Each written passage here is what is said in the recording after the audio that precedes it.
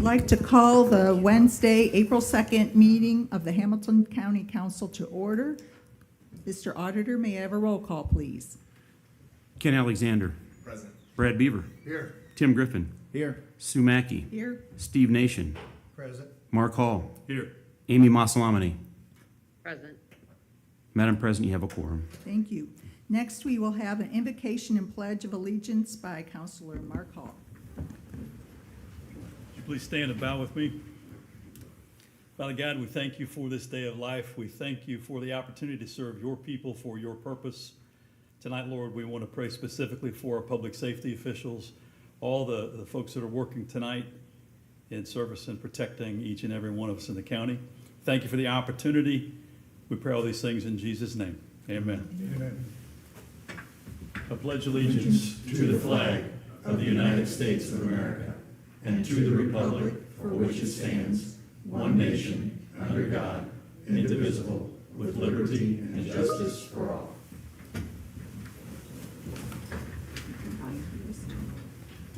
I think it takes longer to, Yeah. Next, I'll have the approval of the minutes from the Hamilton County Council executive session and minutes of the joint meeting with the Board of Commissioners on so March Second. 5th. Mr. Auditor, may I have a roll call, yes. please? Ken Alexander. Yes. Brad Beaver. Aye. Tim Griffin. Aye. Sue Mackey. Yes. Steve Nation. Yes. Mark Hall. Aye. Amy Masalamani. Aye. Next is approval of the minutes of the March 5th County Council meeting. So moved. Second. Mr. Auditor, may I have a roll call? Ken Alexander. Aye. Brad Beaver. Aye. Tim Griffin. Aye. Sue Mackey. Aye. Steve Nation. Aye. Mark Hall. Aye. Amy Masalamani. Aye. Thank you, Mr. Auditor. Next, we have public comments. Is there anyone here who would like to address the council on any matters? I was given two names, and if you could approach the podium, if you could give your name and read into the record your address, and you have 3 minutes to state whatever you'd like to talk about tonight. Thank you. My name is Betty Jo Wills. I live at 24011 Twilight Hills Drive in Cicero. I am here to talk about, I sent all of the council members email after the last meeting because there was discussion about the $10 million for the utility district. And I don't know a lot about how you guys work, but as a person who lives on Twilight Hills Drive, I've talked to a lot of my neighbors. I know there's people saying that a lot of people are clamoring for the sewer to be put in there. I have talked to all the neighbors on all sides of me. Nobody wants the sewer. Nobody wants to hook up to the sewer. I've tried to get 3 different companies to come out and give me an estimate. And because they don't know where the meter hookup or the hole's gonna be, they won't do that. I had one guy give me a company give me a rough estimate of between $15,000 and $20,000. I don't know about you guys, but I don't have the funds for $15,000 or $20,000 for a sewer that I do not want. When we were polled, when it was first being asked if we wanted it, I would say 90% or better, that's my estimate, said no, we don't want this out here. But now we have it, we're stuck with the utility district. Couple of things, you guys have my letter, you can reread it now that you can put a face with the letter. But I want to point out a couple of things. Not every one of those 15 people on Twilight Hills Drive wants a sewer connection. I am here to tell you that. I would stand before God and say the same thing, and I'm very religious, and I wouldn't do that just flippantly. A large portion of Jackson Township does not want to be hooked up to the sewer. They don't. Why we moved out into the country was because we wanted to have say in what we do. It's funny that it says government is best that governs least. I'm now being told that it's probably going to be inevitable, that somebody's going to come out and condemn my sewer and that type of stuff because it's an older home. I live on a 1970s property. There's a lot of things that are not true that are being said, and we just feel like we want you guys to hear from an actual homeowner that lives out there. Not everybody wants it. Not everybody's clamoring for it. As I drove down 241st tonight, I stopped and talked to neighbors. I said, are you guys wanting to hook up to sewer? Oh gosh, no, we don't want that. There's signs in people's yards on 241st. They don't want the sewer. I want you guys to hear it from an actual homeowner. Because I've not met any of you guys. Nobody's came and asked me what I want, and I'm the one who's gonna have to foot the bill for it. And that really bothers me that I'm close to retirement, but I might not be able to retire because I gotta pay to hook up to a sewer. There's a lot of constituents in the county, in Jackson Township, that are gonna be harmed financially and emotionally with trying to come up with the money. I have a good job, my husband has a good job. That doesn't mean we wanna spend $15,000, $20,000 on a sewer hookup. I have a kid getting married next year. I'd much rather spend it on his wedding. And finally, I don't know that 15 homes on Twilight Hills Drive is gonna make or break the utility district. I heard someone say last month, it's 15 flushes. Is that really gonna make or break that utility district? I'm asking you to reconsider and think harder about this $10 million and coming down just to capture Twilight Hills Drive. Two people, one who put a swimming pool in his yard and one who doesn't have a sewer, they want it. 2 out of 15, 2 out of 20. Is that fair to the people who don't want it? I don't get it. That's all I got to say. I'm not mad at anybody, but you guys need to think about the homeowners, Thank you, not the thank you. utility district. Next, is there anyone else who'd like to address the council? Okay, moving on. We've got- Nope, nope. State your name and your address in 3 Shelby- minutes. Shelby Wills, Twilight, 24011 Twilight Hills Drive. I'll be quick. I work in numbers. I'm the county bookkeeper. I'm here as a resident, but I have a finance background. And I'm here to talk about the $10 million as well. And truthfully, I think there are much better uses for that money than starting the utility district. The roads around Hamilton County that are county roads truly need work right now. And starting something that's not gonna help break even on the utility district, I don't think is a great way to spend $10 million. And I hope you guys consider that when you make your decision. Thank you. Thank you. Thank you. Anyone else? Okay, moving on to committee and officer reports. President, like to introduce our new Director of Council Operations, Kelly Morehouse. Kelly's going to be sitting up here at the front, so you will see her in future meetings. And she has been meeting with all the different departments and getting to know the county. She comes to us from Tippecanoe County, but soon to be a Hamilton County resident. And she has quite a bit of variety of experience in government and county level. So welcome, Kelly. Thank you. Next, we have Vice President report. Any report? I have none. I got nothing. Highway, We did not meet. Finance, We did not meet, but we'll meet the day before next month's meeting. thank you. Personnel, We did meet, right? That was this one's GC. yeah. We met, had discussions. I don't think there's much to be said. Major projects, We met, the focus of the meeting was really a process for projects, and I think that information's been shared. okay, thank And you, continue to be involved in. thank you, Ken. Next, miscellaneous, anything good for the order? All right, moving on. There's no unfinished business or table business, new business, approval of vendor claims. Do I have a motion? So moved. Second. All in favor? Aye. Wait, Gotta do roll You need a call. roll call? Oh, thank you. May I have a roll call, Mr. Auditor, please? Ken Alexander, Aye. Brad Beaver, aye. Tim Griffin, Aye. Sue Mackey, Aye. Steve Nation, Aye. Mark Hall, Aye. Amy Masalamany. Aye. Motion carries. Next, we have a presentation of the annual report from the Hamilton East Public Library.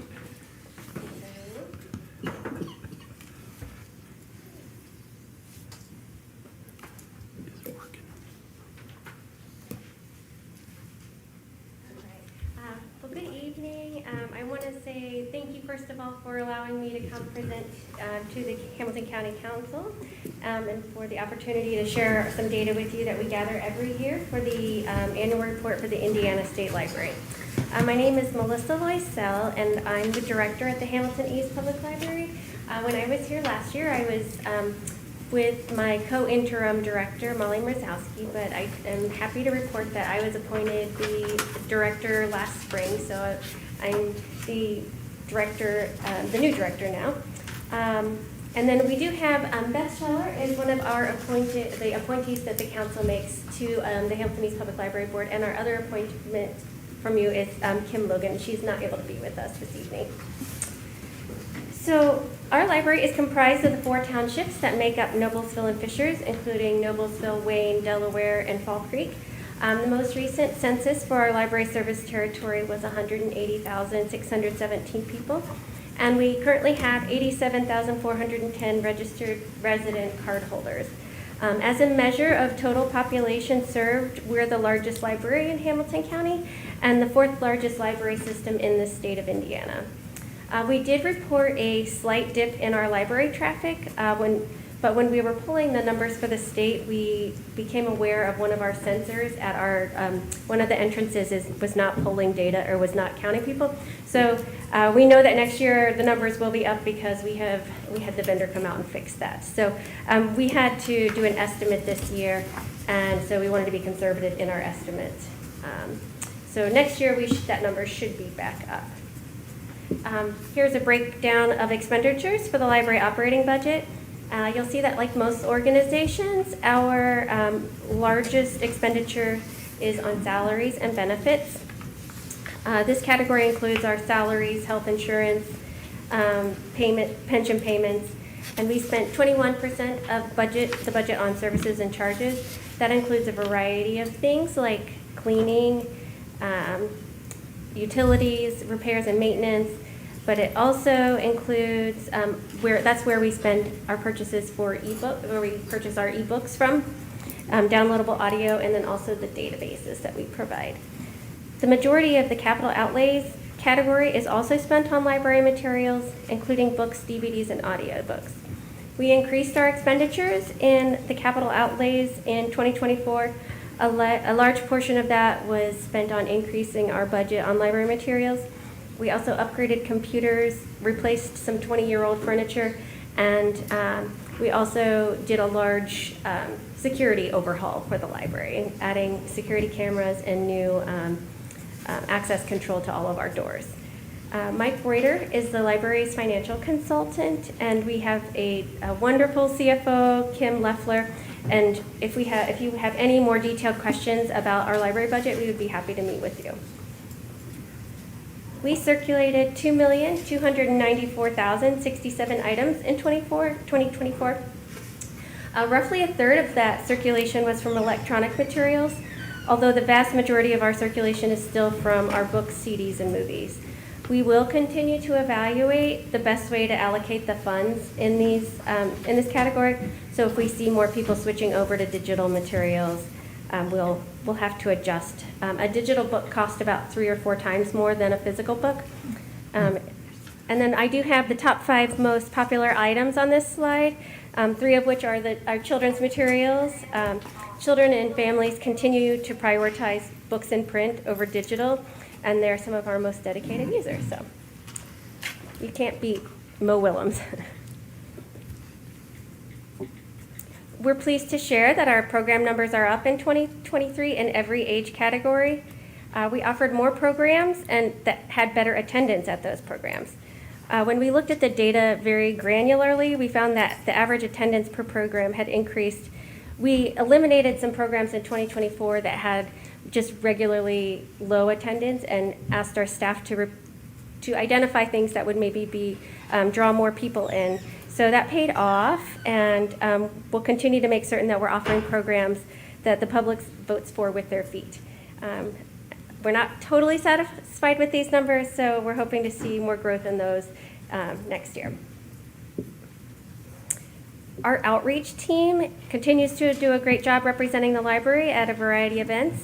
They now have a custom van that's custom designed for our outreach team, and a new wrap that was designed for us by the Wilkinson brothers, and they're a local group that they've done a lot of murals around in the area. So we really love what they came up with for the van.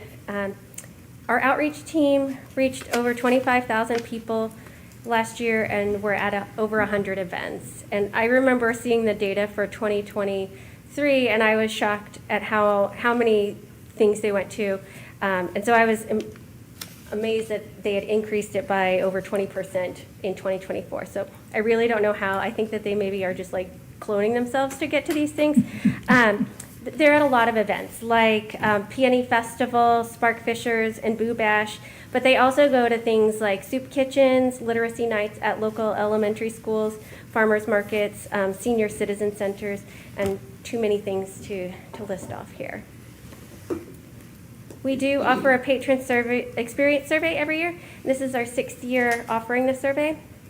Most of our ratings remain steady with slight drops in library materials and technology.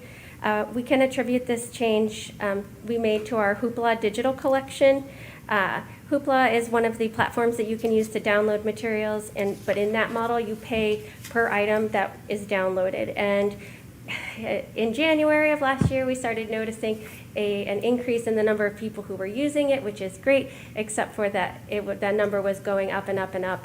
And so we had to put a cap on that because we were going to run out. We didn't want to run out of money for materials in July when we still had the rest of the year to buy things for. So that did upset people, but we have reached a good point for where we are able to meet the needs of people and also making sure that we're being fiscally responsible. Most of the negative feedback we had for technology were some printing issues that we had. We are working with a new vendor, and they've been able to alleviate a lot of those issues. As we reflect back on 2024 and move into 2025, we're committed to being community-focused in our planning and operations. We want to be sure that we offer programs that appeal to our community members of all ages and that the materials we purchase meet the demands of our community. We're almost finished with overhauling our security system so that our space is the safest it possibly can be for our community. And we're completing a feasibility study for a potential third branch that would serve the rapidly growing portions of Wayne and Fall Creek Township. We launched a new website and app to help improve our users' experience. And we started a new library foundation so that we can continue to provide amazing experiences that enhance the quality of life in Hamilton County. And it is an honor to lead this library system, which happens to be my local library. And with that, I thank you for your time, and I'm happy to answer any questions. Does anyone have any questions? Not a question as much as a comment. I just want you to know for the record how much I appreciate you inviting me out, hosting me, spending time talking through, and you give me the grand tour. I really appreciate what you've done and your heart and the leadership that you've exuded in the time that you've been in charge. Thank you, Great, and thank I would you. welcome any of you to come out, and we would be happy to show you around either library, both libraries. We can do the whole grand tour, so anytime. So thank you. Thank you. Thank you. Thank you. Next, we have ordinance CC 0402-2025.a, Hamilton County Council ordinance establishing an enhanced access fund. Do I have a motion? Motion. Second. Mr. Auditor, may I have a roll call? Can I Oh, ask a question? discussion, Can somebody discussions. tell me for the record what an enhanced access fund is? Here's the county recorder. Good evening. The Enhanced Access Fund is a fund created, my images are available online. I'm switching to a new system effective May 1st. My prior company did not charge, well, they charged an access fee, but they didn't share it with the recorder. The new company that I'm going to shares that fee with the recorder now, so I will get a portion of that, and I have to create a fund to allocate that money to it. Makes perfect sense. Thank you. Any other questions? May I have a roll call, please? Ken Alexander. Aye. Brad Beaver. I abstain. Tim Griffin. Aye. Sue Mackey. Aye. Steve Nation. Aye. Mark Hall. Aye. Amy Masalamani. Aye. Motion carries. Thank you. Next item is Resolution CC 0402-2025.1, resolution approving interlocal agreement for funding of the Hamilton County Regional Utility District 2025 operational budget. Do I have a motion? So moved. A second? Second. Mr. Auditor, we have a roll call. Oh, think it we was- have Oh, to- discussions. yeah, we need some discussion. And Yeah. we have Mr. Sullivan coming to explain and answer questions. Hopefully I have some correct answers for everyone. Good evening. I Good evening. see in our,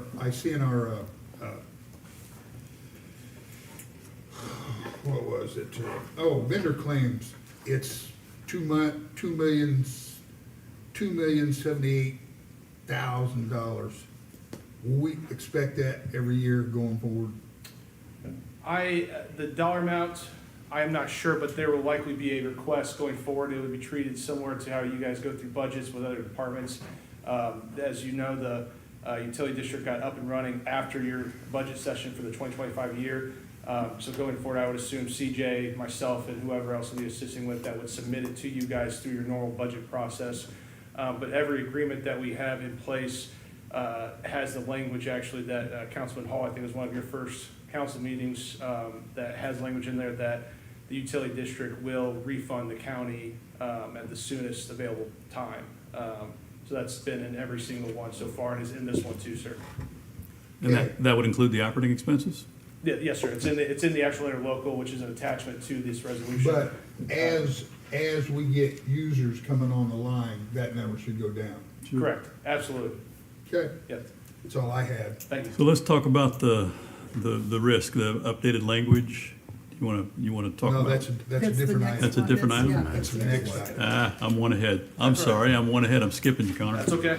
He'll be back. Yeah, Yeah, I'll just stay stay right here. I'll close. stay right here. Yeah, stay right close. there, young man. Any other with regards to the operating expense? Okay, Mr. Auditor may have a roll call. Ken Alexander. Aye. Brad Beaver. Aye. Tim Griffin. Aye. Sue Mackey. Aye. Steve Nation. Aye. Mark Hall. Aye. Amy Masalamany. Aye. Thank you. Next, we have Resolution CC 0402-2025.2, a resolution concerning the funding of Hamilton County US 31 Infrastructure Project Phase 2. Great. Three, thank you. I need I was saying, I was on glasses. phase two. We already started paying those bills. Do I have a So- motion? Do I have a second? Second. Okay, thank you, Mr. Sullivan. Yes, this resolution before you is for the county council to provide up to $10 million for phase three. The language is rather flexible. It's similar to, I think, the 116 pedestrian bridge. And I think there's another capital project that we've done before where the council has exactly the legal authority that you all know you have, that you can determine what revenue source, whatever is legally available to pay this. It is not required right now. It will be sometime in the near future. The language stipulates that the commissioners will work with the council to make sure the scope is correct and appropriate, everyone's comfortable with it. Further, it has language in there, thanks to Council Attorney Chris Jeter, that if extraordinary circumstances were to occur through the General Assembly, the council can then at that point reserves the right to reconsider this $10 million contribution. So it leaves it's up to the council's prerogative, whether cash, bond, or whatever financing mechanism you determine necessary. Any questions, comments, or concerns? Is that the only out? And what's extraordinary circumstances defined as?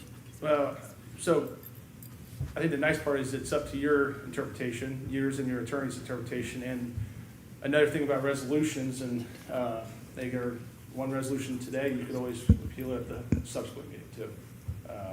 So that's if something happens outside of the General Assembly, something happens and the scope is something where you don't agree to or something like that, the council entirely has the legal authority to rescind this resolution at a future date, which is why we put the language in there that the commissioners and council will work hand in hand to make sure the scope is appropriate. When do you think we'll get design documents that'll show how the money's going to be spent? I believe this, some of the design, since I think I mentioned last time, some of it does have land acquisition concerns.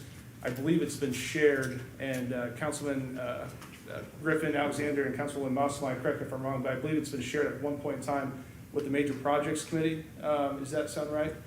It was some time ago, Yeah. but I know that that's. It'll be at the next, I believe at the next major projects committee, this will be more thoroughly discussed with what the actual scope is, what anticipated it would be. And once I believe we have a council commissioner joint meeting in the very near future. I think at that point in time, it'd be appropriate to fully lay it out due to those land acquisition concerns in a joint executive session. So you would have a rough idea, Councilman Hall, in the very near future, I would believe. So as you can imagine, I get, representing that district, I get a lot of email, a lot of calls. With the two young ladies tonight, it's now about 65-35 still in favor of it. But one of the questions I want to make sure and get on the record, there's no actual design. We haven't figured out where the fire hydrants are going to go. We haven't acquired ground. That's correct. None of that has happened because there's not been any funding to go and do it. Am I saying this correctly? That is 100% correct. So there's still an infinite number of ways that this could go. It could go 20 different directions. That is, it may not be 20 exactly, but there's several ones. I don't want to speak for the engineers, but there's several ones. And I would assume too, if there's a more advantageous route that would do it so that brings the cost under $10 million, I assure you Steve Wood will make sure we explore that option. And you mentioned it a minute ago, it also requires the acquisition of some ground or right-of-way at some Correct, sir. point as well. Yes, no matter which way it go, I can't imagine, unless there's something I'm not aware of, the county doesn't own ground in this area, so we would be acquiring land from someone at some point in time. Okay, and no disrespect to our state legislatures, if the rug gets pulled out from underneath us, we have an out. Correct, sir. Okay, thank you. Counselor, number one, am I correct that if I lived in the area that this potentially would serve in the future, I'm under no obligation to hook up to the sewer? So you have no legal obligation to ever hook up to water. Sewer, it depends. If you are within 300 feet of the water or the sewer line, then you would. And it's not your property line either, it's your actual house. So I know a lot of people, not all of them, but there are a decent amount of people that live in the area that may have a long driveway or something like that. If your house is over 300 feet away, you would not have to hook up at that point. If you were to if you were to have a working septic system, you would have to apply for an exemption with the health department and hire an inspector that's on an approved list from the health department to say that your septic is in good working condition. You get it first time for up to 10 years, and then you have 2 more 5-year exemptions afterwards. The commissioners had several questions about what happens in 20 years. Councilors, if I can tell you what's happened in 20 years, you should pay me a heck of a lot more money. I don't know, and that's something that we can make a legislative priority going forward. But as it stands right now, in the county's website too, on the utility district page, it has a flow chart to explain to everyone what the actual process is for that. I know a lot of people have a lot of concerns about numbers and everything too, but the county utility district has the rates, the proposed rates, everything like that on the county website. We want to make it easy and accessible for everyone. I think there's a lot of people that are probably on social media that don't either know the county's website is available or just disregard facts and information. But if you live in a 1 acre lot and the sewer goes down the road, you have to spend your money not to connect to it. If you have a working septic, you would have to spend some money to get that inspection to be eligible for that exemption, yes, sir. Okay. Here's my second question. Has the zoning in the area that this impacted been taken into consideration? If what I'm trying to get to is we're going to spend $10 million to expand our sewer and water system beyond what we've already got. But have you taken into consideration the zoning in the area we're going to expand into? Because if you pick up 10 acre lots, that's not enough to pay for this expansion. Does the zoning reflect the kind of density that we would need to make this a profitable venture? So I'll try to answer that as best I can. So right now, Cicero Jackson Township Planning Commission is going through their comprehensive plan analysis, just like the county did several years ago. I know they're coming to, I think actually the final plan might be being presented, I think maybe this month or maybe next month or something like that. Right now, I think this general area is still going to be zoned for agricultural use, but I do believe, and CJ, correct me if I'm wrong, but They are adopting similar language that the county did for our agricultural zoning when we did our comp plan, that if there's a development that comes by that meets certain standards, then it would just be, is it a simple rezone, is that correct? I didn't say simple, I don't think it's actually that simple, but a rezone is then? And a PUD. A PUD, and so it's not, maybe as an onerous process, says saying something's prohibitive, whatnot, but I think the idea is they're trying to protect agricultural heritage and culture, but have the idea of sustainable, reasonable growth. And when that would happen or occur, then at that point, there'd be water and sewer at that point in time available. I'm in favor of our sewer system getting customers and becoming a asset to the community. I am concerned that we're moving into areas that are now zoned agricultural, because when you need to go for a rezone, that opens you up to the process of getting a rezone.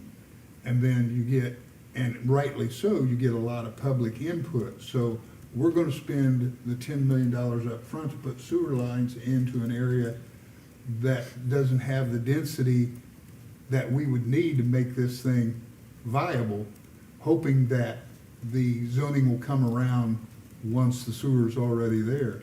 And I would just say, that's what we hope for in Adams Township, and Yeah. it didn't work that way.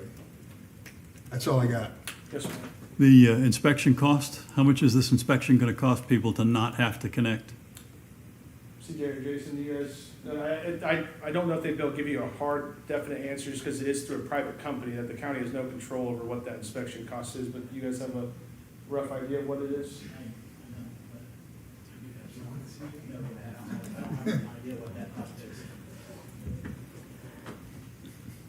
I'd say estimated cost on inspections that we've heard is around $800. Part of that is that part of the inspection process that is also required is that the septic tank be pumped, and part of that cost is around $300 to have the septic tank pumped so it can be inspected. Okay, so it's going to cost them $800 to not connect, and then they'll have to be, the way the law reads today, they'll have to connect in 20 years. Correct. Possibly, yeah, correct, yeah. They'll have 10 years on the first exemption, and then after that, they can do it in 5-year phases. For up to 2 5 years. Yeah, for up to 2 5-year phases to get 20 years. Any exceptions for age, fixed income, AV of the house? No, because the state code doesn't allow that. But we are going to sit down after the next utility board meeting with Jason, the health department. Mark Hairbrandt, Commissioner Hairbrandt has some people that he's tapping at Okra, and we're looking at different ways to help offset those costs for those who may be in need of that. We That would don't be have great. we don't have anything in stone yet, but we are exploring that and trying to find ways to help make that happen.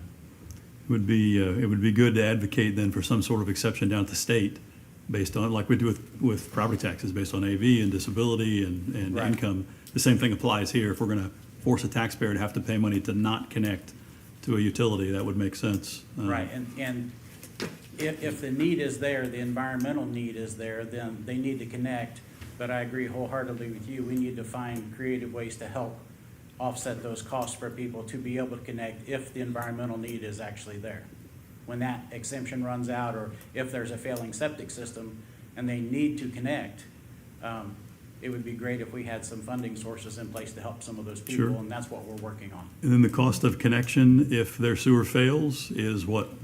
I don't think the lady was very far off. I bet it's $20,000.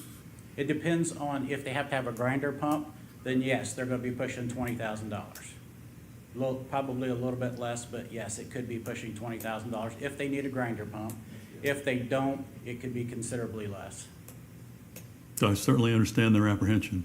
Absolutely. Yeah. And the utility district is going to waive the connection fees and the impact fees for anybody who does voluntarily hook up within 6 months of being notified that it's available to them. Okay.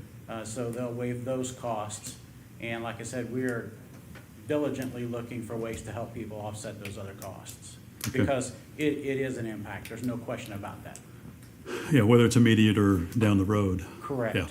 Absolutely. One of the things too, Councilman Hall, is when the commissioners announced at their utility district meeting, one thing that's pointed out is a private utility company would not waive those system development charges or tap-on fees for that, for those people that do say they want to be tap-on within that 6-month period. So it's one of the things, it's a nice part of having the government do it. You have that flexibility and discretion to try to provide that assistance too, so but that's just more of a note, I guess. Yeah, our friends to the west would agree with you wholeheartedly with what they've experienced. Okay, I'm good. Thank you. Thank you. Any other questions? Mr. Auditor, may we have a call for the vote? Ken Alexander. Aye. Tim Griffin. Aye. Brad Beaver. Aye. Sue Mackey. Aye. Steve Nation. Aye. Mark Hall. Nay. Amy Masalamany. Aye. Thank you, sir. Thank you. Thank you, gentlemen.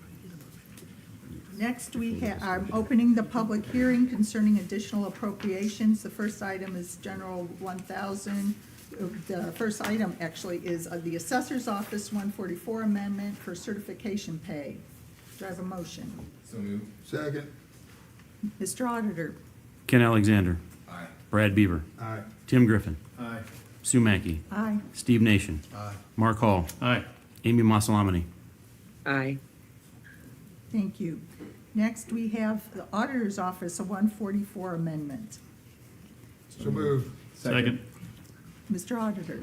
Ken Alexander. Aye. Brad Beaver. Aye. Tim Griffin. Aye. Sue Mackey. Aye. Steve Nation. Aye. Mark Hall. Aye. Amy Masalamany.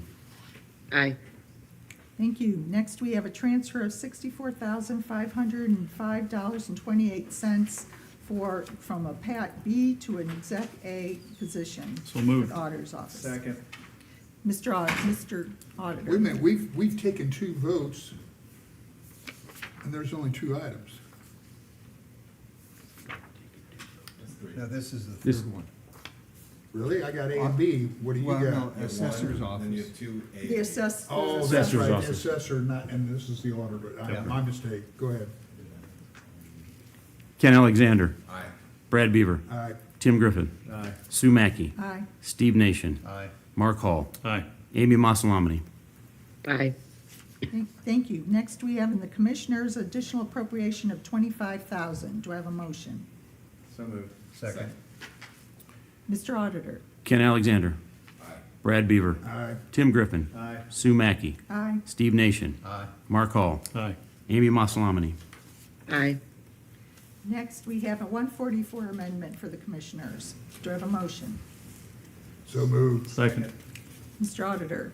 Ken Alexander. Aye. Brad Beaver. Aye. Tim Griffin. Aye. Sue Mackey. Aye. Steve Nation. Aye. Mark Hall. Aye. Amy Masalamany. Aye. Next, we have a Community Corrections 144 amendment. Do I have a motion? So moved. Second. Mr. Auditor? Ken Alexander. Aye. Brad Beaver. Aye. Tim Griffin. Aye. Sue Mackey. Aye. Steve Nation. Aye. Mark Hall. Aye. Amy Masalamany. Aye. Next, we have a Coroner's Office 144 amendment. Do I have a motion? So moved. Second. Mr. Auditor? Ken Alexander. Aye. Brad Beaver. Aye. Tim Griffin. Aye. Sue Mackey. Aye. Steve Nation. Aye. Mark Hall. Aye. Amy Masalamany. Aye. Next, we have an ISSD reduction of $12,120. Do I have a motion? So moved. Second. Mr. Auditor? Ken Alexander. Aye. Brad Beaver. Aye. Tim Griffin. Aye. Sue Mackey. Aye. Steve Nation. Aye. Mark Hall. Aye. Amy Masalamany. Aye. Next, the prosecutor has a 144 amendment. Do I have a motion? So moved. Second. Mr. Auditor? Ken Alexander. Aye. Brad Beaver. Aye. Tim Griffin. Aye. Sue Mackey. Aye. Steve Nation. Aye. Mark Hall. Aye. Amy Masalamany. Aye. Next, the prosecutor transfer of $62,280.52. Do I have a motion? So moved. Second. Mr. Auditor? Ken Alexander. Aye. Brad Beaver. Aye. Tim Griffin. Aye. Sue Mackey. Aye. Steve Nation. Aye. Mark Hall. Aye. Amy Masalamany. Aye. Next, we have a Sheriff 144 amendment for certification pay. Do I have a motion? So moved. Second. Mr. Auditor? Ken Alexander. Aye. Brad Beaver. Aye. Tim Griffin. Aye. Sue Mackey. Aye. Steve Nation. Aye. Mark Hall. Aye. Amy Masalamany. Aye. Next, we have Treasurer's Office 144 amendment. Do I have a motion? So moved. Second. Mr. Auditor? Ken Alexander. Aye. Brad Beaver. Aye. Tim Griffin. Aye. Sue Mackey. Aye. Steve Nation. Aye. Mark Hall. Aye. Amy Masalamany. Aye. Next, for Treasurer's Office, we have a transfer of $20,000. May I have a motion? So moved. Second. Mr. Auditor? Ken Alexander. Aye. Brad Beaver. Aye. Tim Griffin. Aye. Sue Mackey. Aye. Steve Nation. Aye. Mark Hall. Aye. Amy Masalamany. Aye. Next, we have Fund 1023, Airport Authority requesting $296,562. Amount available for appropriation, $2,618,719.30. Do I have a motion? I'll make a motion, I'll give you a quick explanation. Second. Second, there you go. In the budget hearings last year, the director presented a budget was exactly the same as the year before. We approved it, and when he got his budget from the auditor's office after we'd done closed budget hearings, it was $296,000 less than we approved. There's no recollection of how that happened, but the budget we approved was this much less, so I'm asking us to put it back in there as it was approved during budget hearings. It's actually capital money for capital projects. You're good with, Okay. you're good with his budget? Yeah, yeah. Mr. Auditor? Ken Alexander. Aye. Brad Beaver. Aye. Tim Griffin. Aye. Sue Mackey. Aye. Steve Nation. Aye. Mark Hall. Aye. Amy Masalamany. Aye. Next is Fund 1119, Clerk Transfer of $2,000. May I So have- moved. Second? Mr. Auditor? Ken Alexander. Aye. Brad Beaver. Aye. Tim Griffin. Aye. Sue Mackey. Aye. Steve Nation. Aye. Mark Hall. Aye. Amy Masalamany. Aye. Next is Fund 1122.1212, Community Corrections 144 Amendment. Do I have a motion? So moved. Second. Mr. Auditor? Ken Alexander. Aye. Brad Beaver. Aye. Tim Griffin. Aye. Sue Mackey. Aye. Steve Nation. Aye. Mark Hall. Aye. Amy Masalamany. Aye. Next, we have Fund 1219, Parks and Recreation, additional appropriation of $15,000. Do I have a motion? So moved. Second. This is a grant the parks got from some other source, this lets them spend it. Do I, Mr. Auditor? Ken Alexander. Aye. Brad Beaver. Aye. Tim Griffin. Aye. Sue Mackey. Aye. Steve Nation. Aye. Mark Hall. Aye. Amy Masalamany. Aye. Next is Fund 1222, Communications 144 Amendment. May I have a motion? So moved. Second. Mr. Auditor? Ken Alexander. Aye. Brad Beaver. Aye. Tim Griffin. Aye. Sue Mackey. Aye. Steve Nation. Aye. Mark Hall. Aye. Amy Masalamany. Aye. Next is Fund 1234, Prosecutor Forfeiture Fund. So moved. Second? Mr. Auditor? Ken Alexander. Aye. Brad Beaver. Aye. Tim Griffin. Aye. Sue Mackey. Aye. Steve Nation. Aye. Mark Hall. Aye. Amy Masalamany. Aye. Next is Fund 8000, Federal Grant Appropriations, Transfers, and Reductions. I make a motion that we include 1 through 5 in one motion. Second? Mr. Auditor? Ken Alexander. Aye. Brad Beaver. Aye. Tim Griffin. Aye. Sue Mackey. Aye. Steve Nation. Aye. Mark Hall. Aye. Amy Masalamany. Aye.